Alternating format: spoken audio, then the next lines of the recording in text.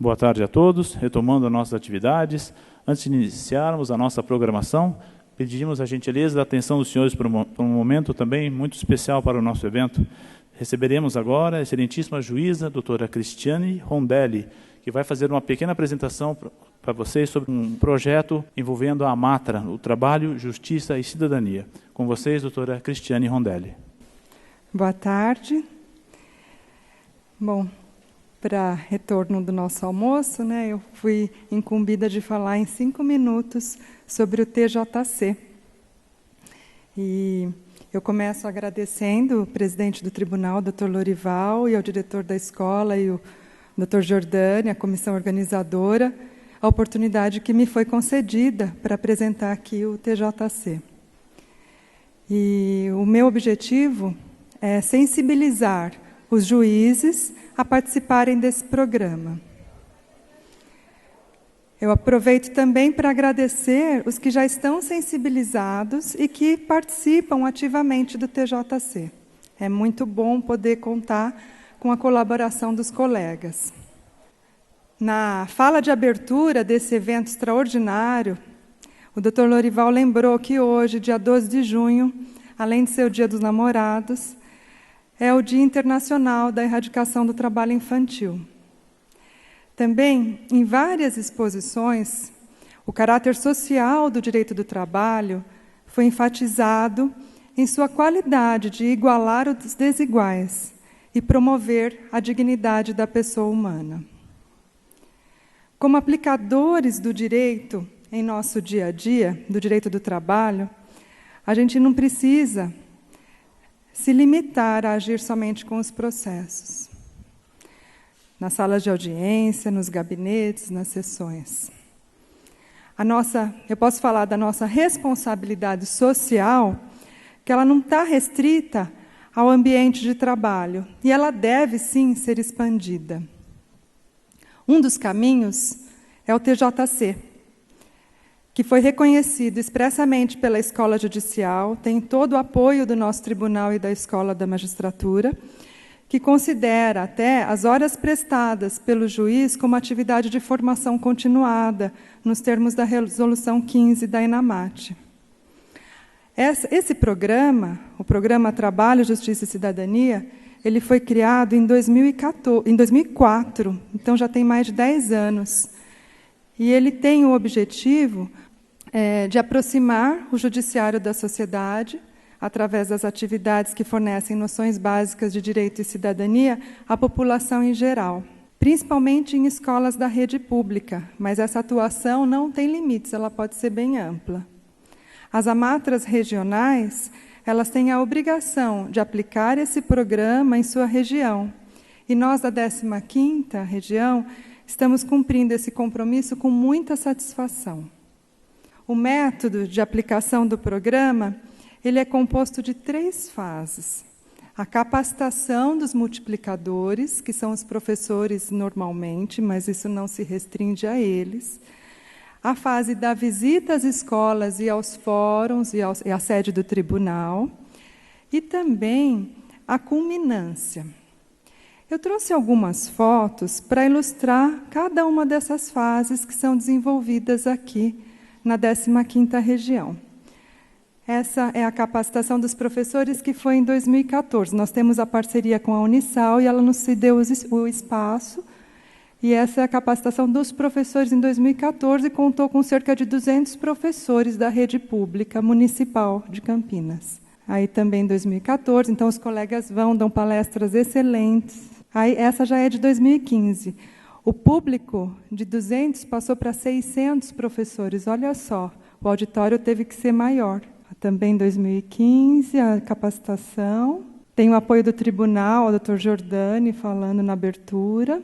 Aí a capacitação em Valinhos, que a propaganda e o trabalho têm aumentado, e isso foi pedido também esse ano em Valinhos, e nós capacitamos os professores em Valinhos.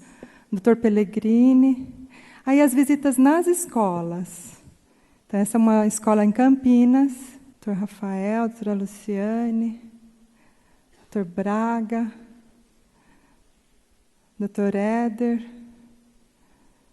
a visita nos fóruns de Campinas, doutora Marinês, no tribunal, alguns alunos que foram ao tribunal, esse foi o ano passado. O Dr. Cooper era o presidente. E a culminância em Campinas, que foi realizada no SESC. Olha só, nós contamos com mais de 1.000 alunos que participaram dessa culminância em Campinas. Eles fazem as apresentações. E aí depois fazem trabalhos artísticos também que são expostos na culminância. Nós premiamos alguns trabalhos, a culminância em Indaiatuba também, que esse ano será realizada, e em Ribeirão Preto, que graças a Marcela e a Marina, esse trabalho também está sendo desenvolvido lá.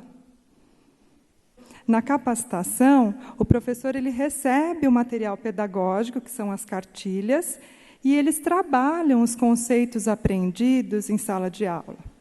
Esse material é muito rico.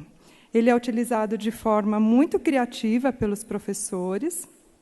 E nós temos 3 cartilhas. Essa é a cartilha do trabalhador, sobre prevenção de acidentes, e também essa cartilha do Direito Internacional, ela foi até premiada pela OIT, que também é um material muito rico. E ela tem na edição em português, francês, inglês e em espanhol. O programa ele prevê a possibilidade da gente celebrar parcerias. Então, nós temos atualmente parcerias com todos esses que são muito valiosos, esses parceiros muito valiosos, e que nos auxiliam muito para a realização desse programa, que está crescendo cada vez mais e se estruturando em toda a região. Como reflexo disso é significativo, tanto nas escolas e também para os que atuam, a propaganda ela é feita pelas pessoas que participam.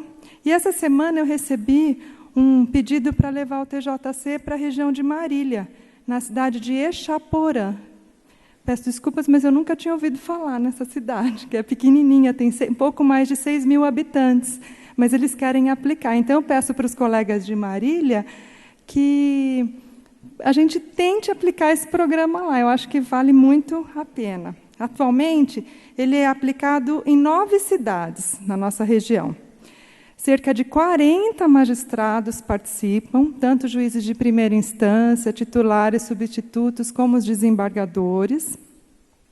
E nós, atualmente, atingimos 4.000 alunos diretamente, aproximadamente, né?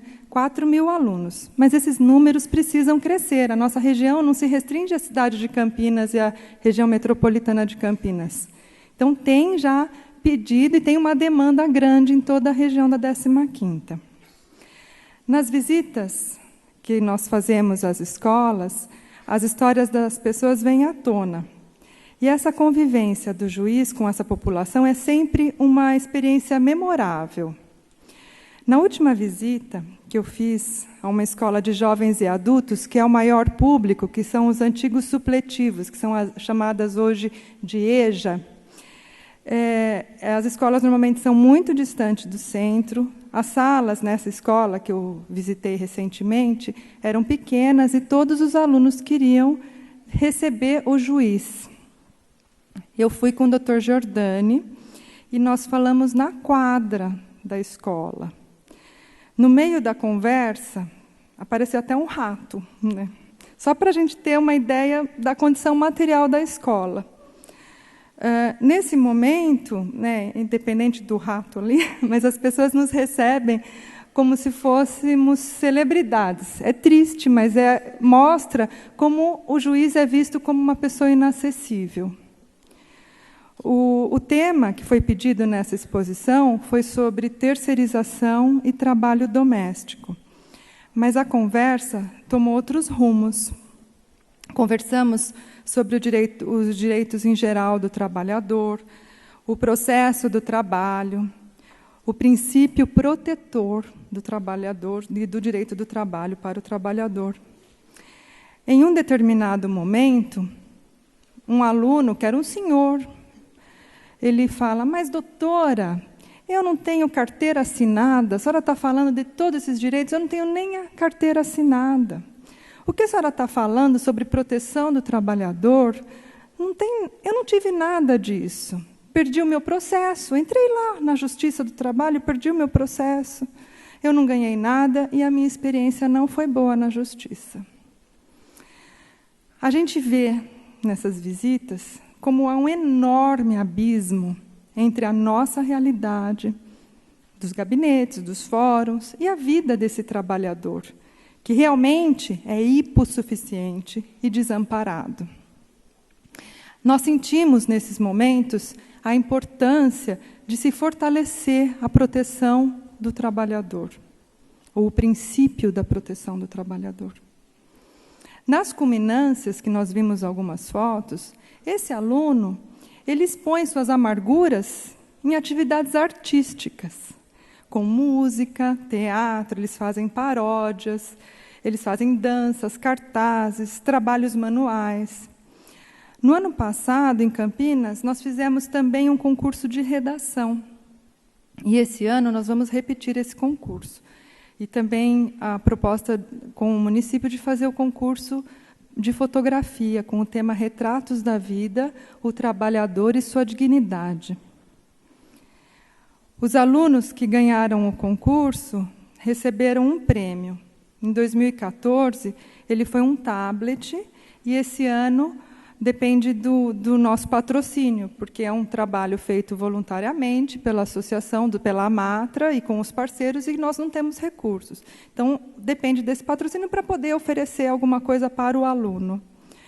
Os juízes que participam do programa, eles recebem um prêmio, que é mais profundo e permanente, que é a sua humanização. Há muitas histórias que nós obtemos nessas visitas, e também são contadas nas redações.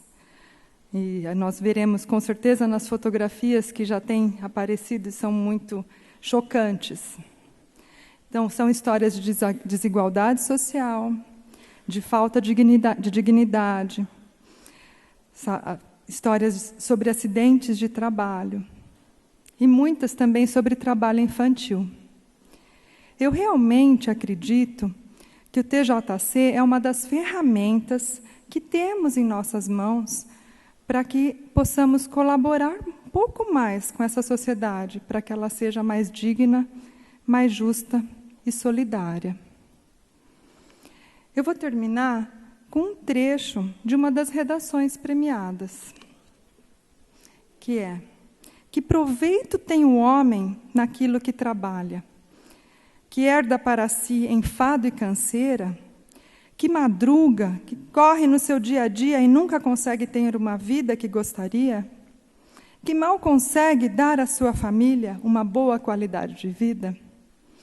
Esse é um trechinho da redação da Rosângela. Ela ganhou um prêmio. E eu termino aqui com essa mensagem para que vocês possam usar também essa ferramenta para a gente melhorar essa sociedade. Obrigada.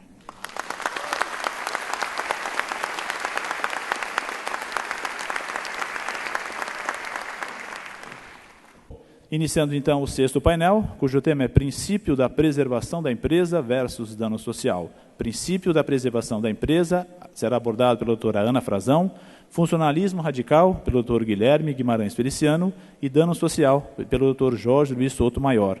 Os trabalhos serão coordenados pelo excelentíssimo desembargador e diretor da Escola Judicial do Tribunal, doutor Francisco Alberto da Mota Peixoto Giordani.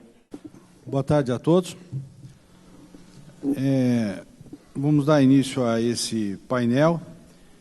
E antes eu gostaria de dar só um rápido esclarecimento, porque talvez alguém fale, são temas tão diferentes, né, e num primeiro pensamento, numa primeira visão, mas eu gostaria de dizer que a ideia nossa é mostrar como eles podem estar interligados, e efetivamente estão. Nós vamos começar com o princípio da preservação da empresa, porque ele é fundamental para o desdobramento dos outros dois temas. É como se fosse uma sequência. E para expô-lo, nós temos a professora Ana Frazão, que é um dos grandes nomes da área de direito comercial e civil nos dias de hoje, e que é um orgulho para nós a sua presença, um orgulho e uma satisfação a sua presença aqui. E eu vou fazer o resumo do currículo da doutora Ana Frazão, que é conselheira do CAD, Conselho Administrativo de Defesa Econômica, professora adjunta de Direito Civil e Comercial da Universidade de Brasília, com mestrado em Direito e Estado pela Universidade de Brasília e doutorado em Direito Comercial pela Pontifícia Universidade Católica de São Paulo, diretora da Faculdade de Direito da Universidade de Brasília de 2009 a 2012, professora adjunta de Direito Civil, Empresarial e Econômico da Faculdade de Direito da Universidade de Brasília, UNB, desde 2005, relatora da Comissão de Juristas do projeto do Código do Comercial, PL 1572-2011, instituída pela Câmara dos Deputados desde abril de 2012. Professora visitante de Direito Civil na Faculdade de Direito da Universidade de Ottawa, que fala? No Canadá. E é uma satisfação muito grande tê-la aqui, como eu disse, como também o Guilherme e o Jorge Sotomayor, que são grandes cabeças do nosso tribunal. E como eu sei que todos estão ansiosos para o desdobramento desse painel, não sou eu que vou angustiá-los fazendo esperar. Dito isso, passo a palavra para a doutora Ana Frazão. Bem, boa tarde a todos. Antes de mais nada, eu gostaria de agradecer o convite. É realmente um prazer e uma honra estar aqui nesse evento, diante de um público tão seleto, e ainda mais para falar de um tema que eu considero tão relevante, e ainda estando do lado dos professores Guilherme Feliciano, Sotomayor, a quem desde já eu cumprimento. É sempre uma responsabilidade adicional falar para um público diferente daquele com o qual nós estamos acostumados. Eu sou da área do direito comercial, do direito econômico, então, portanto, estou acostumada a lidar com o tema da preservação da empresa, diante, portanto, desse tipo de público e diante de preocupações e de interesses que são muito específicos. E, claro, que assim que recebi o convite para participar desse evento, procurei, desde já, imaginar que aspectos seriam os mais relevantes para o público de direito do trabalho. Até cheguei a entrar em contato com a coordenação do evento, pedindo que falasse por último, porque, como sendo a única estranha, por assim dizer, ao direito do trabalho no painel, eu teria oportunidade de ouvir os outros colegas e, de certa forma, poder dialogar e fazer aqui uma discussão mais aprofundada, ao meu ver, com base naquilo que os colegas já teriam falado. No entanto, a coordenação preferiu manter realmente a ordem, até porque me disse que provavelmente nós teríamos um tempo ao final do painel para talvez fazer esse tipo de diálogo. De toda sorte, eu procurei até também, por uma iniciativa minha, já tentar fazer esse tipo de recorte do tema desde o início e já procurar entrar um pouco também na questão do dano social, ainda que esse não fosse o meu tema específico. Exatamente porque, considerando a amplitude que é falar sobre a preservação da empresa, eu entendi que seria importante que eu me detivesse nesse tipo de preocupação fundamental. Então, portanto, eu dividi a minha apresentação em duas partes. Numa primeira parte, eu vou procurar expor as ideias mais gerais sobre o princípio da preservação da empresa, claro, procurando desde já fazer todas as conexões que eu entender relevantes com a questão do dano social. E, numa segunda etapa, então, eu já procurarei encaminhar algumas das questões mais específicas sobre o dano social. Bem, é praticamente impossível falar no princípio da preservação da empresa sem falar no princípio da função social da empresa. São princípios, por assim dizer, correlatos, complementares. Alguns até diriam que a preservação da empresa é uma consequência necessária ou até mesmo um subprincípio da função social da empresa. E, exatamente por isso, a preservação da empresa se ressente também de muitas das controvérsias que hoje se projetam sobre a função social da empresa. Dentre as razões para tanta controvérsia está o fato da função social da empresa envolver o que a doutrina chama de dimensão ativa ou impulsiva, que é exatamente aquela ideia de que o princípio não se limita a impor restrições ou limitações negativas ao exercício da empresa. Ele vai mais além. Ele impõe também deveres positivos em prol do interesse social. E isso repercute até mesmo na natureza jurídica das próprias liberdades e dos próprios direitos subjetivos que estão relacionados ao exercício da empresa. É claro que aí se entra numa discussão complexa, como administrar esse aspecto funcional com a dimensão de autonomia privada que é inerente ao exercício da empresa. E talvez, até em razão dessa dificuldade, é que a gente percebe hoje uma discussão muito polarizada entre discursos que eu chamo maniqueístas e excessivamente ideológicos. Ou seja, discursos que ou amesquinham excessivamente a função social da empresa, ou então a exacerbam, quase que buscando uma funcionalização absoluta da empresa privada, o que acabaria levando a uma publicização indevida, ao meu ver. Quando, na verdade, a discussão principal a esse respeito, pelo menos no meu entender, é exatamente como equilibrar essas duas dimensões, a autonomia privada, a livre iniciativa e também a função social na empresa. Por outro lado, quando pensamos em função social da empresa, temos que ter uma visão integrada do fenômeno empresarial, ou seja, vários institutos que são utilizados pela empresa já são submetidos a uma função social.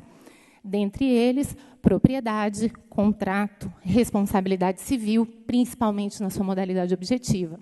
Há também uma série de mecanismos próprios que hoje se projetam sobre a atividade empresarial e que buscam assegurar a implementação de medidas, por assim dizer, de justiça distributiva. A desconsideração da personalidade jurídica certamente seria um dentre esses inúmeros exemplos.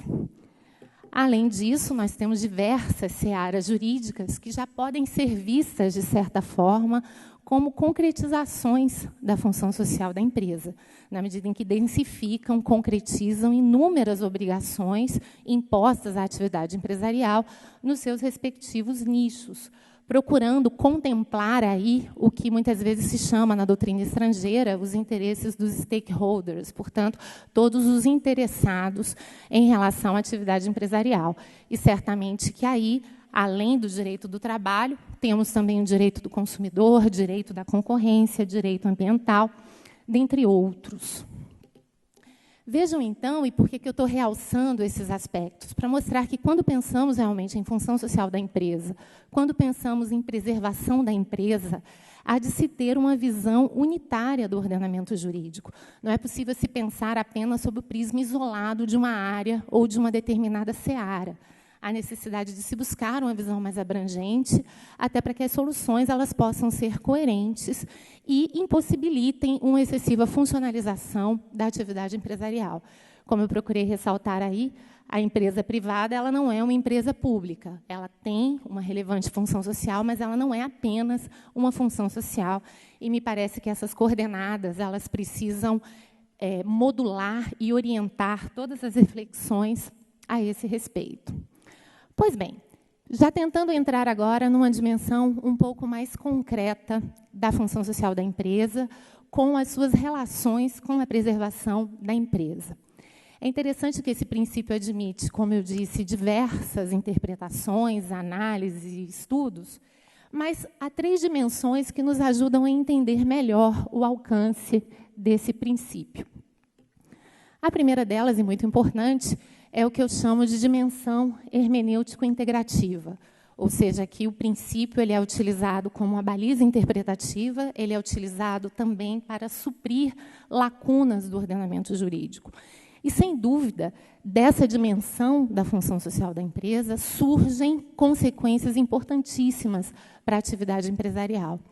A própria mudança da compreensão do interesse da empresa, do interesse das sociedades empresárias, a ideia de que esse interesse não se restringe apenas à busca do lucro, mas também precisa estar vinculado ao atendimento de outros interesses relevantes, dentre os quais os interesses dos trabalhadores, sem dúvida nenhuma, é uma consequência extremamente importante.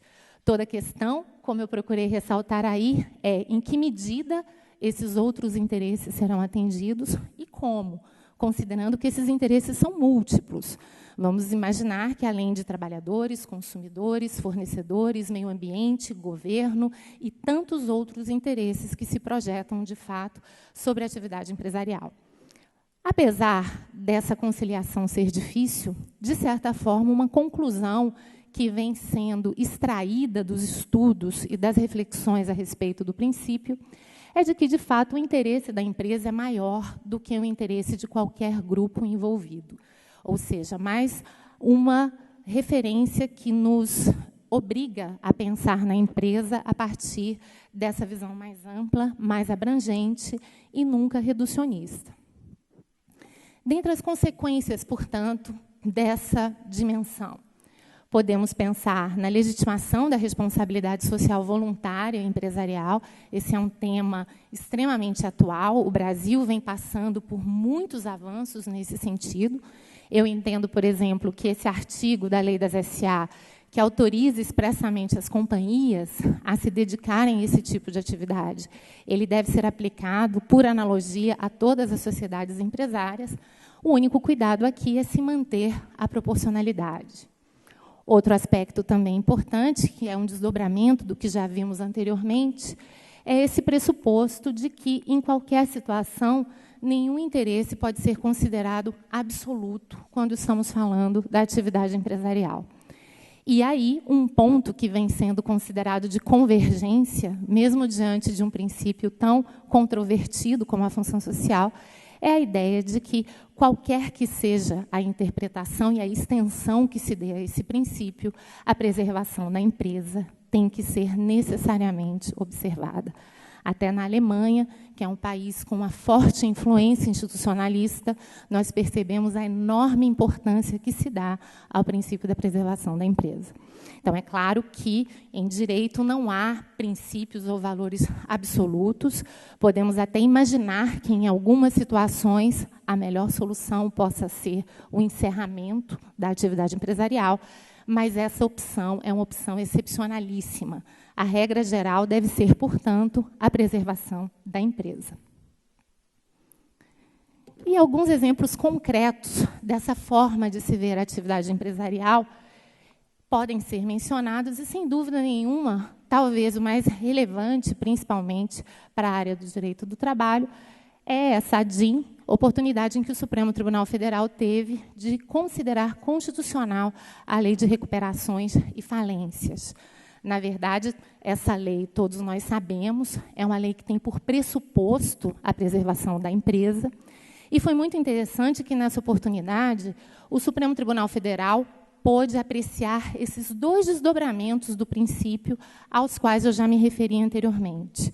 O primeiro deles, de que não há nenhum interesse que possa ser considerado absoluto ou exclusivo. E foi exatamente por isso que o Supremo considerou constitucional a limitação do crédito preferencial dos trabalhadores. O segundo princípio da preservação da empresa, que foi, inclusive, o que autorizou a ideia da ausência de sucessão nas alienações previstas na Lei de Recuperação. Solução que era vista como imprescindível para a preservação da empresa e até mesmo para a proteção dos direitos dos trabalhadores. Claro que esse é apenas um exemplo. Eu poderia mencionar aqui diversos outros, em relação, por exemplo, a credores sociais, diversos julgados que limitam a percentuais razoáveis a penhora sobre o faturamento de sociedades empresárias, exatamente para que elas possam continuar funcionando, para que elas possam continuar atendendo os outros interesses. Em disputas societárias, o princípio tem sido também muito invocado para que, qualquer que seja a solução, seja pensada sempre uma alternativa que possibilite a manutenção da atividade empresarial. Uma outra dimensão desse princípio, e certamente aí é a dimensão mais controversa, é aquela que exige a imposição de deveres positivos à atividade empresarial. E aí, na verdade, surgem diversas discussões, diversas alternativas, inclusive alternativas estruturais, como é o exemplo da cogestão, Hoje, no direito norte-americano, vários estados têm criado, inclusive, um novo tipo societário, as Benefit Corporations, exatamente para operacionalizar de uma forma mais fácil o atendimento de outros interesses que não apenas o lucro. Claro que todos eles são importantes, aqui eu não teria tempo para me deter em todos.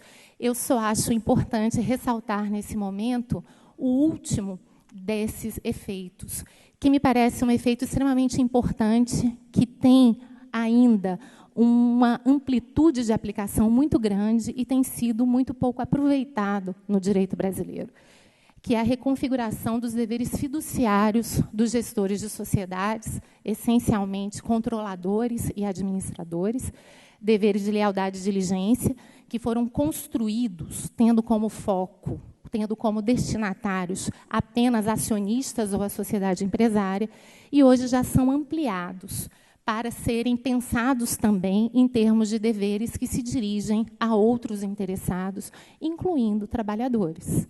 Deveres que, se violados, justificarão, inclusive, a responsabilidade direta desses gestores perante esses terceiros que foram, portanto, violados em seus direitos, que sofreram danos.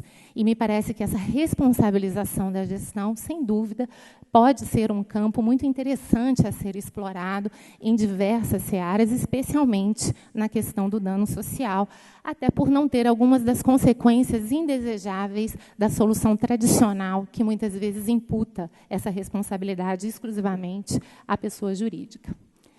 É claro também que, em qualquer situação, o princípio da preservação da empresa rege essa alocação de deveres.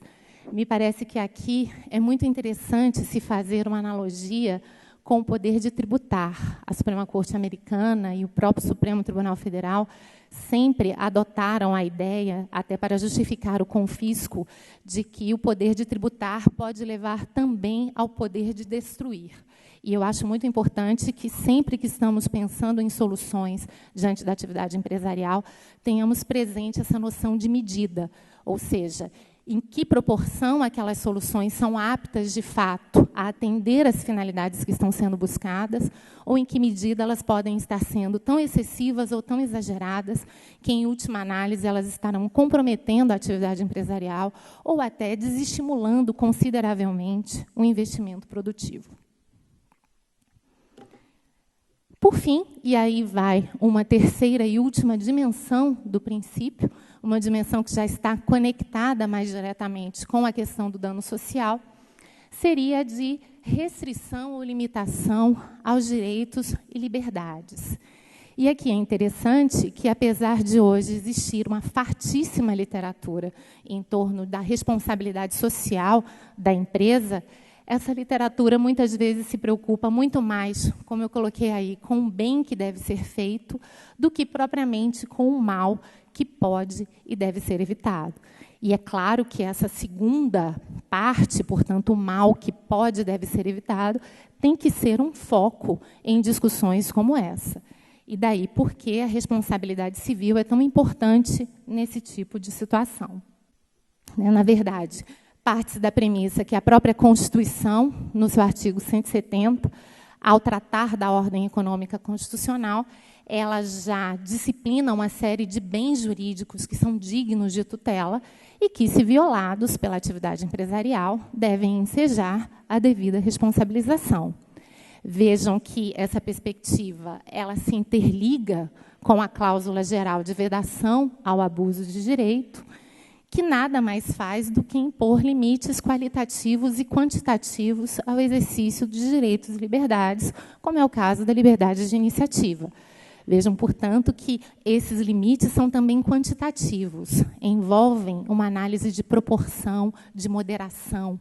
Sempre há aquela pergunta, para se atender àqueles objetivos, os meios são proporcionais? Houve danos injustificados a grupos de interessados, como trabalhadores, consumidores, meio ambiente, dentre outros? Esse tipo de discussão cada vez tem se tornado mais forte, mesmo no âmbito empresarial. E, além disso, além do abuso de direito, mesmo os atos ilícitos passam a ser vistos também com a nova perspectiva. Aquela ideia do ilícito fundado numa culpa de viés extremamente subjetivo, baseado em previsibilidade, cognoscibilidade, evitabilidade do dano, cada vez mais vem sendo substituída por uma ideia de culpa normativa. Culpa como violação a dever de diligência, como um comportamento que destoa do comportamento que se espera do cidadão comum. Lembrando que, no caso do empresário, esse padrão de diligência é ainda maior. É maior do que aquele que se exigiria do bom pai de família. Portanto, diante de todo esse contexto, eu já me sinto à vontade para tentar fazer aí algumas incursões no chamado dano social. Vejam que, portanto, se pensar na indenização desse tipo de dano, na sua consideração pelo direito, está em perfeita sintonia com essa última dimensão da função social da empresa. Não há óbice, portanto, nem por parte da função social da empresa, nem por parte da preservação da empresa, que possamos pensar em novos tipos de danos, inclusive para se assegurar que a atividade empresarial possa, de fato, ser exercida de forma regular, sem causar danos inaceitáveis, danos desproporcionais a quem quer que seja, muito menos a trabalhadores. Na verdade, me parece que temos para isso um fundamento constitucional. A Constituição é muito clara, ela não protege apenas o trabalhador, ela protege o valor social do trabalho. Então, é claro que ela mesma nos convida para uma reflexão sobre em que medida violações a direitos de trabalhadores não podem transcender a figura específica do trabalhador e consistirem, portanto, em um dano extrapatrimonial que ultrapasse aquela situação individual. Por outro lado, do ponto de vista técnico, a própria evolução da responsabilidade jurídica tem nos mostrado que se trata de um instituto extremamente plástico, extremamente flexível e que vai se adaptando aos novos tempos sociais por meio da ideia de dano injusto. É isso que possibilita que os tribunais possam criar outras situações que eles considerem dignas de tutela e, portanto, possam ir reconfigurando as próprias relações sociais. De forma que, em um primeiro momento, não vejo aí nenhum problema em imaginarmos a ideia do dano social. Não será o princípio da função social da empresa, o princípio da manutenção da empresa, que seria um óbice nesse sentido. Porém, é claro que há algumas preocupações e algumas reflexões em torno desse tema.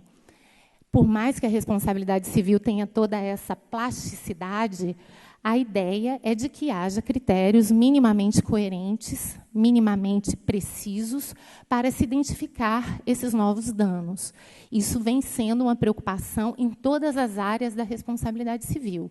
Como vamos diferenciar danos de meros prejuízos ou contratempos ou outras situações que não serão alçadas a essa circunstância, pelo menos para fins de se justificar uma indenização ou as outras funções que normalmente são atribuídas à responsabilidade civil. E, aliás, sempre que estamos diante de um dano de natureza extrapatrimonial, é importante lembrarmos de todas as dificuldades que o próprio percurso para a aceitação do dano moral no ordenamento brasileiro passou. Então, todos sabem que, num primeiro momento, muitas vezes esse dano foi confundido com dor, com tristeza, com angústia. Isso possibilitou uma total falta de coerência da jurisprudência em torno desses tipos de indenização. E, por sua vez, houve necessidade de uma espécie de reação por parte dos tribunais, por parte da doutrina, para se tentar criar critérios mais objetivos de configuração desses danos, normalmente lastreados em violações de direitos de personalidade, normalmente lastreados em violações a aspectos importantes da dignidade da pessoa humana. Depois houve todo um trabalho de separação do joio do trigo, ou seja, mero descumprimento contratual não gera dano moral, pelo menos a prioristicamente. Transtornos, contratempos, dissabores não necessariamente serão danos morais. Então, vejam que, de certa forma, essa é uma discussão, é uma perplexidade que envolve a discussão de qualquer dano extrapatrimonial. E, por outro lado, em qualquer hipótese, o princípio da preservação da empresa me parece que tem que ser um parâmetro importantíssimo também nesse tipo de análise.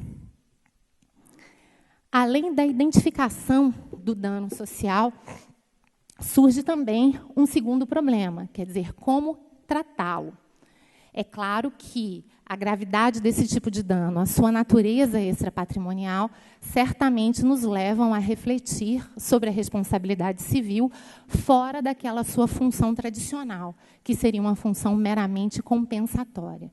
Então, a própria temática nos convida a pensar em outras funções que precisam ser consideradas no tratamento desses danos. Essencialmente, uma função preventiva, também uma função normativa, ou seja, principalmente em sistemas como o brasileiro, nos quais a responsabilidade civil está assentada em cláusulas gerais muito amplas, quando os tribunais vão julgando essas ações de indenização, eles vão concretizando aquelas cláusulas gerais em deveres específicos, deveres que funcionam como pautas de ação para os agentes sociais. Daí porque essas decisões não deixam de ter também um aspecto prospectivo muito interessante, e daí essa função normativa. Uma função que muitas vezes a doutrina chama de equitativa, ou seja, de se evitar o locupletamento ilícito naquelas hipóteses em que, mesmo se o agente causador do dano ressarcir o dano, ele ainda consegue ficar com algum tipo de benefício desse dano. Muitas vezes a vantagem é superior ao dano e o mero ressarcimento do dano, portanto, deixaria o agente ainda em uma posição de vantagem. Então, nessas hipóteses, no mínimo, ter-se-ia que pensar na responsabilidade civil vinculada também a princípios como o que veda o enriquecimento sem justa causa. E, por fim, é claro que aqui não há uma enumeração exaustiva, existem diversas outras funções, eu procurei ressaltar tão somente aquelas que me pareceram mais importantes. A função punitiva, que também é alvo de inúmeras controvérsias e discussões no direito brasileiro, mas que vem sendo aceita principalmente em danos extrapatrimoniais. Basta lembrarmos que um dos critérios de quantificação desses danos normalmente é a reprovabilidade do ato, o que é um parâmetro compatível com esse tipo de função. Vejam que, além de tentar equilibrar todas essas funções, além de considerar essas funções, ainda há necessidade de se encontrar algum equilíbrio entre elas. E isso, claro, se projeta especialmente na discussão sobre a quantificação. A quantificação de qualquer dano extrapatrimonial é sempre um problema extremamente complexo e que envolve necessariamente um juízo de proporção. Claro que valores mínimos vão poder gerar o estímulo à prática ilícita, mas também valores excessivos, além de incompatíveis com os pressupostos da indenização, podem comprometer a própria preservação da empresa.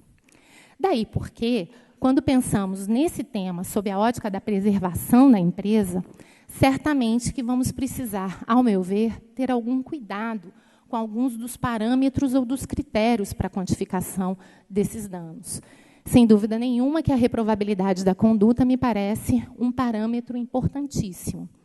Aqui há uma primeira discussão, que seria, inclusive, se seria cabível responsabilidade objetiva por esse tipo de dano.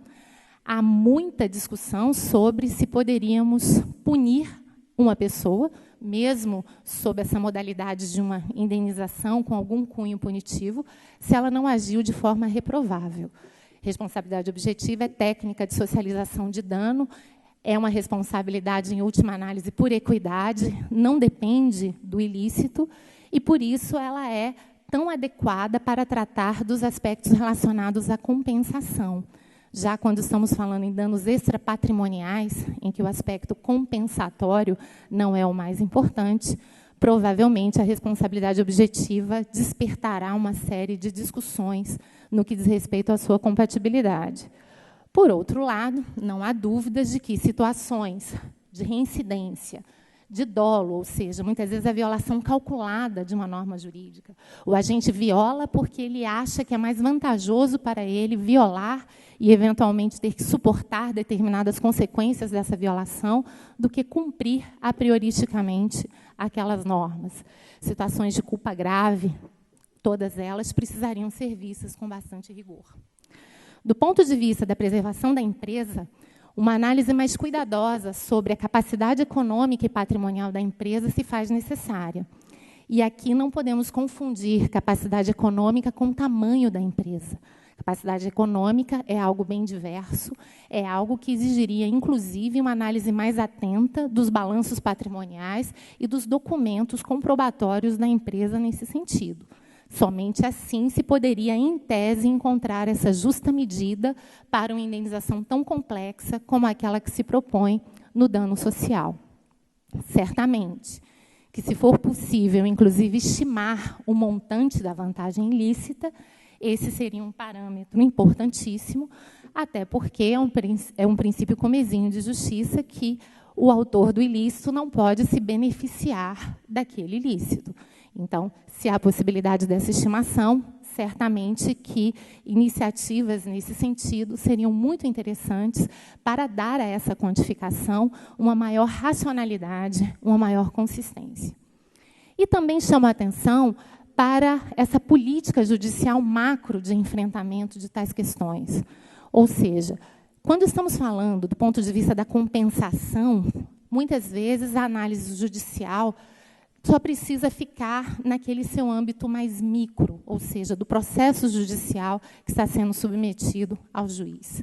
Porém, se estamos falando aqui de algo que é utilizado com fins preventivos ou até com fins punitivos, me parece que aí essa análise necessariamente envolve um juízo macro. Qual é o critério que tem sido adotado pelos legitimados a propor essas ações coletivas para escolher quem vai responder por esse tipo de dano? Será que todos que estão violando aquela regra estão respondendo da mesma forma? Se assim não for, talvez possamos estar criando distorções com indenizações que são focadas ou aleatórias em determinadas empresas, mas que não resolvem o problema de uma forma uniforme e minimamente razoável. Por outro lado, como eu disse, em todo esse juízo, há necessidade de se observar essas múltiplas funções da responsabilidade civil, essa comunhão de interesses que se projeta sobre a empresa e o próprio princípio da preservação da empresa, sem o qual nenhum desses interesses será atendido. Me parece também importante aqui o raciocínio consequencialista, porque nem sempre a imposição de indenizações grandes para as empresas trará os resultados esperados.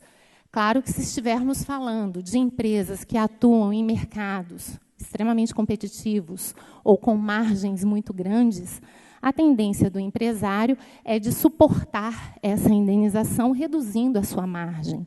Porém, se estamos falando de mercados extremamente concentrados, pouco competitivos, agentes com muita posição dominante, a tendência é de que eles repassem esses danos, como eles o fazem em relação a qualquer aumento de custos, ao preço final de produtos e serviços. Portanto, quem paga a conta seria o consumidor.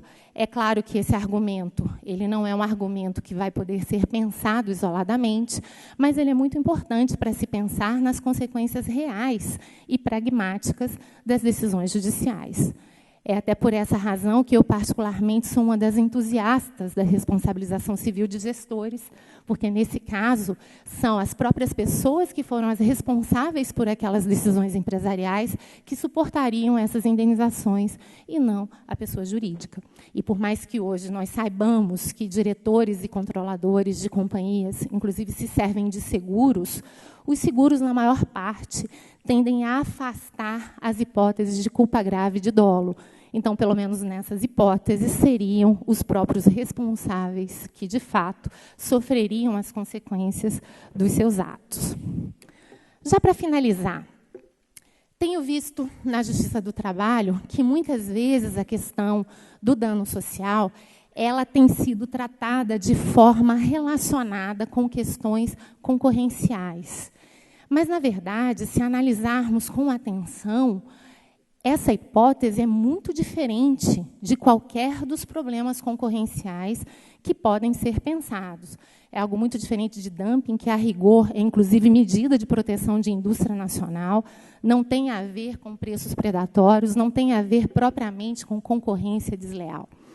É claro que, se formos analisar a questão, inclusive com base no senso comum, temos que ter algum cuidado, porque, às vezes, o senso comum nos engana, nós podemos até imaginar que, sim, o dano social ele pode gerar algumas vantagens para o empresário, e essas vantagens, em tese, poderiam gerar algumas distorções concorrenciais. Mas, vejam, essas conclusões não podem ser vistas de forma a priorística. Análises concorrenciais são análises extremamente complexas, envolvem um exame abrangente de uma série de fatores de mercado e, normalmente, precisam estar robustecidas em dados empíricos, porque os mercados são extremamente diferentes conforme o produto ou serviço, além de serem extremamente voláteis, além de serem extremamente dinâmicos. Por outro lado, danos concorrenciais são de dificílima mensuração. Até com base na experiência que eu tenho no CAD, estou lá há 3 anos e nunca conseguimos mensurar um dano concorrencial. E olha que nós temos um instrumental analítico extremamente farto, temos um departamento de estudos econômicos que trabalha em conjunto conosco, e, mesmo assim, essas dificuldades são inúmeras.